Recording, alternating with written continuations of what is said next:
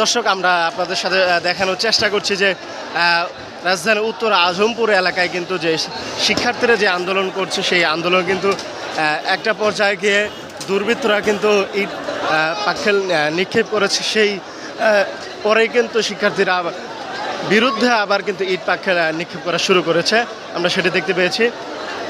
এবং যে অন্যান্য বিষয় কোটা বিরোধী আন্দোলন সহ অন্যান্য বিষয়ে কিন্তু রাজধানীর উত্তর আজমপুর এলাকায় কিন্তু শিক্ষার্থীরা মাঠে আছে, আমরা সেটি দেখানোর চেষ্টা করছি।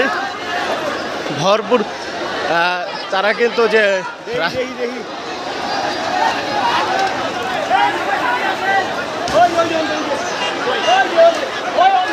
আমরা দেখানোর চেষ্টা উত্তর যে বিভিন্ন শিক্ষা প্রতিষ্ঠান রয়েছে, ইউনিভার্সিটি, কলেজ সহ শিক্ষা প্রতিষ্ঠান, মাদ্রাসা থেকেও দেখছি আমরা শিক্ষার্থীরা এই আন্দোলনে আজকে অংশগ্রহণ করেছে। আমরা দেখানোর চেষ্টা করছি যে আমরা এখন অবস্থান করছি